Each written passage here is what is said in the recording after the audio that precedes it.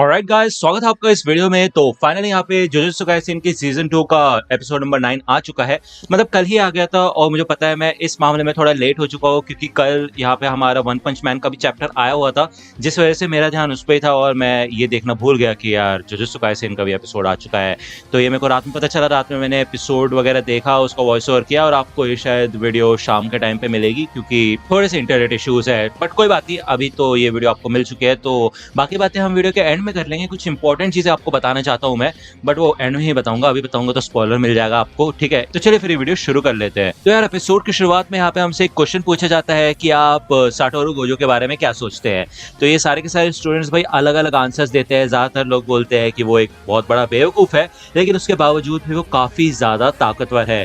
तो यहाँ पे हमें एक फ्लैशबैक दिखाया जाता है जहाँ पे गोजो काफी ज्यादा थका हुआ होता है और उसके हाथ में ट्रांसफिगर्ड ह्यूमंस के सर होते हैं, ठीक है। तो यहाँ पे हमें फिर से पहले का सीन दिखाया जाता है और गोजो इधर जब खड़ा हुआ होता है तो वो हानामी को देख के ही कहता है कि हे घासपूस, हम तीसरी बार मिल रहे हैं, क्यों है ना, तो इसलिए सबसे पहले मैं तुम्हें मारूंगा।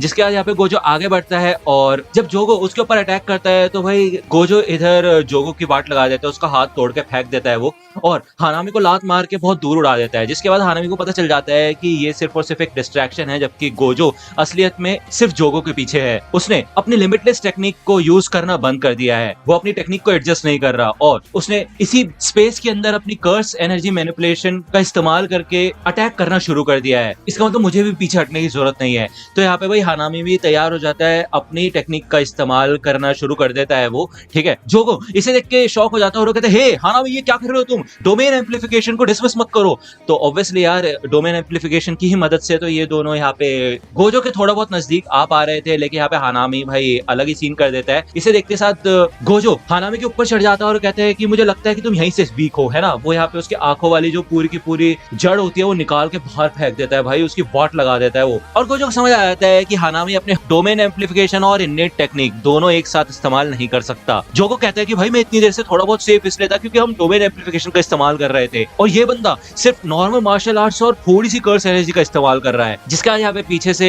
चोसो भी अटैक करता है और यहाँ पे काफी लोगों को भी वो मार देता है, लेकिन फिर भी वो गोजो के बैरियर को तोड़ नहीं पाता। गोजो से देखते समझ जाता है कि ये कोई कर्स स्पिरिट नहीं है, जरूर ये डेथ पेंटिंग वॉर्म का कोई इनकारनेशन है। जिसके बाद हानामी और जोगो फिर से आ जाते हैं गोजो के ऊपर अटैक करने के लिए और गोजो ये कहता है कि शायद तुम मेरी टेक्निक को न्यूट्रलाइज करने की कोशिश कर रहे हो अपने डोमेन एम्प्लीफिकेशन से, लेकिन तुम जितनी ज्यादा कोशिश करोगे उतनी ज्यादा स्ट्रॉन्ग मेरे को अपनी टेक्निक को मेंटेन करना पड़ेगा। और इस झाड़ी वाले बंदे में तो इतनी एनर्जी भी नहीं बची है। जिसके बाद गोजो यहाँ पे हानामी की ओर बढ़ने लग जाता है और उसके बैरियर की वजह से यहाँ पे गोजो उसकी वाट लगाना शुरू कर देता है भाई। यहाँ पे भले ही जोगो उसको धमकी देने की कोशिश करता है कि वो लोगों को जला देगा, लेकिन भाई गोजो उसको टोटली इग्नोर कर देता है और आगे बढ़ बढ़ के वो हानामी की भाई चिथड़े उड़ा देता है पूरी तरह से, जिसे देख के भाई जोगो की फट जाती है। और यहाँ पे हमें फिर से पहले का सीन दिखाया जाता है जहाँ पे गेटो बताता है कि प्रिजन रियम एक तरीके का जीवित बैरियर है और जैसे कि आप जेंशन के बारे में जानते होगे वो भी एक तरीके से एक बैरियर टाइप ही है, लेकिन जिंदा। गेटो बताता है कि ऐसी कोई भी चीज नहीं है जिसको प्रिजन रियम के अंदर कैद ना किया जा सके, लेकिन उसके लिए भी कुछ कंडीशंस है। एक बार प्रिजन रियम का गेट ओपन हो जाएगा तो हमें साटोरू गोजो को उसकी सील के रेंज के अंदर रखना होगा जहाँ पे सबसे ज्यादा असर हो। 4 मीटर के दायरे में पूरे के पूरे 1 मिनट के लिए हमें उसे वहां पे रखना होगा। जिसके बाद यहाँ पे अपना गेम कंटिन्यू करते हैं और थोड़ी देर बाद जब जोगो को समझ आता है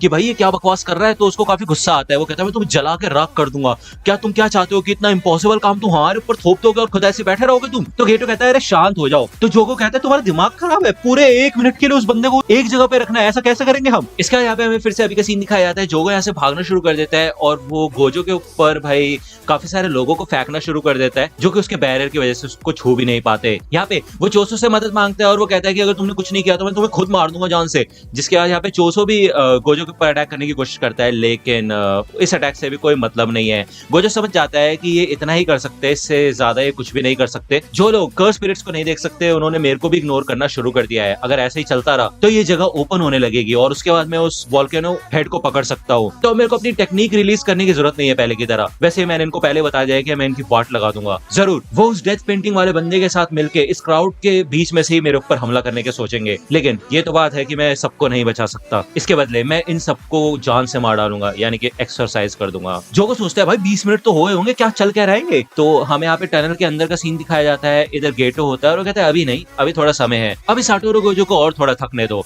यहाँ पे हमें मीजी श्राइन के स्टेशन का सीन दिखाया जाता है बिल्कुल पहले का सीन, जब यहाँ पे यूजी आता है तो वो देखता है कि यहाँ पे एक लड़की होती है और वो उससे पूछता है कि हुआ क्या, तो वो लड़की यही बताती है कि सबके सब लोगों को मॉन्स्टर बना दिया गया और ट्रेन में चढ़ा दिया गया, मेरे लिए जगह नहीं थी और ट्रेन फुल हो चुकी थी, इसलिए मेरे को यहीं पे छोड़ दिया गया। तभी यहाँ पे ये लड़की भी इधर एक ट्रांसफिगर ह्यूमन बन जाती है, जिसे देख के यूजी समझ जाता है कि माहितो इधर ही था। साथ ही साथ वो ये भी समझ जाता है कि भाई ट्रेन के अंदर उन मॉन्स्टर्स को चढ़ाया गया है जो कि भाई आगे बढ़ रही है साटोरू गोजो की तरफ। ओके, तभी इन लोगों का यहाँ पे ट्रेन की आवाज आती है और ये सारे के सारे लोग काफी ज्यादा खुश हो जाते हैं कि फाइनली चलो ट्रेन तो आई, ये लोग यहाँ से निकल पाएंगे।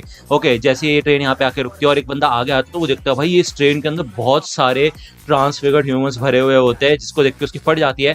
ये गेट खुलते साथ ही ये सारे ट्रांसफिगर्ड ह्यूमन इन लोगों के ऊपर अटैक करना शुरू कर देते हैं। गोजो यहाँ पे थोड़ा समझ नहीं पाता और वो कहते हैं चल क्या रहा है भाई इनका। माहितो भी इधर आ चुका होता है और कहते हैं क्या बात है यार, मजा आ गया है, यहाँ की हवा तो काफी मजेदार है, लोगों में डर है। मैं तो कह रहा हूँ कुछ लोगों को पकड़ते हैं और आगे चल के उनको पहाड़ों में छोड़ दिया करेंगे, जंगलों में, और उनके साथ खेले करेंगे, ठीक है ना। तो जोगो कहता है मैं तो कह रहा हूँ कि उस पूरे जंगल में आग लगा देंगे हम, क्यों, है ना। तो माहितो कहता है हाँ, और हानामी भी काफी पागल हो जाएगा इन सबके बीच में। तो जोगो कहता है हानामी मर गया है। तो माहितो कहता है क्या। ये सब लोग यहाँ पे जब भाग रहे होते हैं तो माहितो भी गोजो के ऊपर अटैक करने की कोशिश करता है, लेकिन वो उसके नजदीक भी नहीं आ पाता और वो कहता है क्या बात है यार, मैं तुम्हें सच में नहीं छू सकता। गोजो उसके ऊपर अटैक करने की कोशिश करता है, लेकिन माहितो उसके अटैक से बच के पीछे चला जाता है और वो कहता है कि तुम्हें पता है इंसानों की सबसे घटिया चीज क्या है, कि वो बहुत सारे हैं। तो यहाँ पे ऊपर जो जड़ों होती है उनको वो खोल देता है और उसमें से भी काफी सारे इंसान गिरने शुरू हो जाते हैं। जिसके बाद माहितो अपने आइडल ट्रांसफिगरेशन सोल मल्टीप्लिसिटी का इस्तेमाल करता है और साथ ही साथ चोसो अपने ब्लड मैनिपुलेशन कन्वर्जेंस का इस्तेमाल करता है और यहाँ पे काफी तगड़ी खतरनाक काट पीट शुरू हो जाती है भाई। और गोजो के सामने यहाँ पे काफी खून खून हो जाता है। ऑब्वियस सी बात है यार, इन सब लोगों को मरता हुआ देख रहा होता है वो। माहितो में यही कहता है कि भले गोजो यूजी इटाडोरी की तरह नहीं है, गोजो काफी ज्यादा कोल्ड है और वो हमें एक्सरसाइज करने के लिए कुछ लोगों की बलि चढ़ा सकता है, लेकिन जैसे जैसे धीरे धीरे लोगों की संख्या भी बढ़ती रहेगी और साथ ही साथ वो लोग भी मरना शुरू हो जाएंगे, तो वो समझ नहीं पाएगा कि कितने लोगों का मरना नॉर्मल चीज है। और वो अपने डोमेन का इस्तेमाल भी नहीं कर सकता क्योंकि वो सैक्रिफाइस करना चाहता है उन लोगों को जिनको कर्स स्पिरिट मारे, वो उन लोगों को सैक्रिफाइस नहीं कर सकता जिनको साटोरू गोजो खुद मारे। इन द सेंस माहितो ये समझ रहा है कि गोजो लोगों को सैक्रिफाइस कर सकता है, लेकिन सिर्फ तब तक जब तक वो खुद उनको ना मारे, ऐसा माहितो सोच रहा होता है। लेकिन यहाँ पे गोजो का भाई अलग ही प्लान होता है। वो यहाँ पे अपना डोमेन एक्सपेंशन इन्फिनिट वॉइड को ओपन कर देता है, जिसके बाद यहाँ पे भाई इन सब लोगों के होश उड़ जाते हैं, सबके सब लोग पॉज हो जाते हैं। एक तरीके से गोजो ने यहाँ पे दाव लगाया अपने डोमेन एक्सपेंशन को। उसने सिर्फ 1 सेकंड के 2/10 का इस्तेमाल किया और यहाँ पे वो काफी कंटिन्यूअसली बहुत तेजी से इन सारे ट्रांसफिगर ह्यूमंस को मारना शुरू कर देता है। ये 1 सेकंड की 2/10 की जो लिमिट थी वो साटोरू गोजो ने खुद डिसाइड की थी। उसे ऐसा लगता था कि इतना टाइम तो कम से कम जो नॉन सॉर्सरर्स है, आम लोग हैं, वो इन्फिनिट वॉइड में जिंदा रह सकते हैं इससे पहले कि उनकी वाट लगना शुरू हो जाए। वो जो 2/10 ऑफ अ सेकंड का समय था, बहुत छोटा समय है यार, वो तुम समझने की कोशिश करो। उसमें आधे साल की इंफॉर्मेशन यहाँ पे जो नॉन सॉर्सरर्स है, साथ ही साथ जो ट्रांसफिगर ह्यूमंस है, उनके दिमाग में ट्रांसफर की गई, जिस वजह से उनके होश उड़ गए और वो हिल भी नहीं पा रहे थे। एक तरीके से बेहोश टाइप हो गए थे वो। B5F के जो भी सर्वाइवर्स थे वो अपने आम जिंदगी में 2 महीने बाद लौट पाए। यही है इन्फिनिट वॉइड की ताकत, ठीक है ना। इसका मतलब ये भी है कि स्पेशल ग्रेड के जो कर्स स्पिरिट है वो कभी भी किसी भी समय होश में आ सकते हैं और वो फिर से हमला करना शुरू कर सकते हैं। इसलिए साटोरू गोजो का जो मेन फोकस था वो था ट्रांसफिगर ह्यूमंस को मारना। अपने डोमेन को डिसेबल करने के बाद जो स्ट्रॉन्गेस्ट सॉर्सर है आज की डेट का, उसने 1000 ट्रांसफिगर ह्यूमंस को मारा जो कि B5F में मौजूद थे, वो भी सिर्फ और सिर्फ 299 सेकंड्स में। और इसके बाद यहाँ पे गोजो सच में काफी ज्यादा थक चुका होता है भाई, और यही सीन था जो हमें शुरुआत में दिखाया गया था एपिसोड के। तभी वो देखता है कि उसके सामने एक बॉक्स पड़ा होता है जिसको कवर किया गया होता है और तभी यहाँ पे गेटो आता है और वो कहता है प्रिजन रियाम गेट ओपन। जिसके बाद ये जो प्रिजन रियाम होता है इसका गेट ओपन हो जाता है बेसिकली। और गेटो कहता है कि भले हमें 1 मिनट की जरूरत थी। जैसे ही यहाँ पे गोजो पीछे हटना शुरू होता है तभी पीछे से यहाँ पे गेटो आता है और कहता है हे क्या हाल है गोजो, काफी समय हो गया तुमसे मिले हुए। जिसे देख के यहाँ पे गोजो शॉक हो जाता है और वो कहते हैं क्या ये नकली है? नहीं, ये एक ट्रांसफॉर्मेशन टेक्निक है। इसका मतलब ये कि सच है। इसे देख के यहाँ पे उसे सारी की सारी मेमोरीज याद आती है गोजो और गेटो की। और अभी तो सिर्फ 1 ही मिनट हुआ होता है गोजो के माइंड में, लेकिन इतना इनफ होता है इन लोगों के लिए कि गोजो को ट्रैप किया जा सके प्रिजन रियाम के अंदर। तो गेटो ये कहता है कि साटोरू तुम्हें लड़ाई के बीच में ऐसे खो नहीं जाना चाहिए। गोजो कहता है कि मेरे को इसके अंदर से कोई भी कर्स एनर्जी महसूस नहीं हो रही है और मैं अपनी बॉडी को भी हिला नहीं पा रहा हूँ, तो इसका मतलब ये है कि चेकमेट हो चुका है। वो पूछता है कि तुम हो कौन? तो गेटो कहता है अरे मैं सुगुरु गेटो हूँ, तुम मुझे भूल गए क्या? तो गोजो कहता है तुम्हारी बॉडी, तुम्हारी कर्स एनर्जी, जो भी इंफॉर्मेशन तुम दे रहे हो वो मेरी आंखों को लग रहा है कि तुम सुगुरु गेटो हो, लेकिन नहीं, ऐसा है नहीं, मेरा दिल नहीं मान रहा। तो बताओ मेरे को कौन हो तुम? तो गेटो कहता है कितनी अजीब बात है यार, तुम्हें कैसे पता चला? तो यहाँ पे वो अपना सर ओपन करता है और उसके दिमाग भाई अजीब सा ही होता है एकदम, उसमें एक मुंह टाइप भी बना हुआ होता है। वो कहता है तुम्हें पता कैसे चला यार? तो यही मेरी टेक्निक है, मैं एक बॉडी से दूसरी बॉडी में जा सकता हूँ ब्रेन को रिप्लेस करके, साथ ही साथ जिस बॉडी के अंदर मैं हूँ उस बॉडी की टेक्निक्स का इस्तेमाल कर सकता हूँ। मैं मेरे को सच में इस आदमी के कर्स मैनिपुलेशन की जरूरत थी और इस सिचुएशन की भी। उस दिन तुमने शोको आयरी को सुगुरु गेटो की बॉडी के डिस्पोजल के लिए मना कर दिया था, है ना? ये काफी अजीब बात थी कि तुमने ऐसा कुछ किया, लेकिन उसी वजह से मैं आसानी से इसकी बॉडी पे कब्जा कर पाया। तो बेसिकली अब आप सोच रहे होंगे कि ये हो क्या रहा है। तो यार गेटो की पहले ही डेथ हो चुकी थी जैसा कि आपको याद होगा, और ये बेसिकली केंजाकू है जो कि भाई हजारों सालों से अलग अलग बॉडीज में जिंदा रह के आ रहा है, ठीक है। अब इसने बेसिकली सुगुरु गेटो की बॉडी के ऊपर कब्जा कर लिया है उसका ब्रेन रिप्लेस करके, इसी वजह से ऐसा हो रहा है। केंजाकू ये कहता है कि मैं तुम्हारी सील को ओपन कर दूंगा मेरे ख्याल से 100 या फिर शायद 1000 सालों में। वो क्या है ना, तुम कुछ ज्यादा ताकतवर हो और तुम मेरे प्लान में अपनी टांग अड़ा सकते हो। गोजो ये कहता है कि क्या तुम भूल गए हो क्या इससे पहले वाली जो बॉडी थी उसकी वाट किसने लगाई थी? तो केंजाकू कहता है यूटा ओगोत्सु, है ना, उस बच्चे से मेरे को इतनी दिक्कत नहीं है जितना तुमसे है। उसने तो अपनी लवर के साथ एक पैक्ट बनाया था जो कि उसको प्रोटेक्ट करती थी और उससे ज्यादा कुछ भी नहीं। तो सो जाओ साटोरू गोजो, हम मिलेंगे किसी और दुनिया में।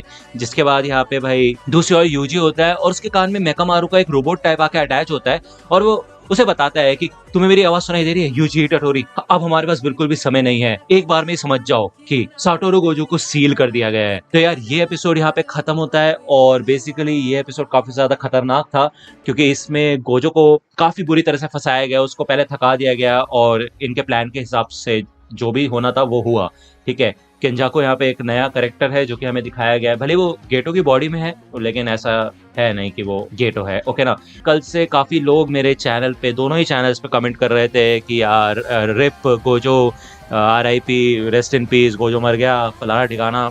रिलैक्स रिलैक्स, ठीक है ना।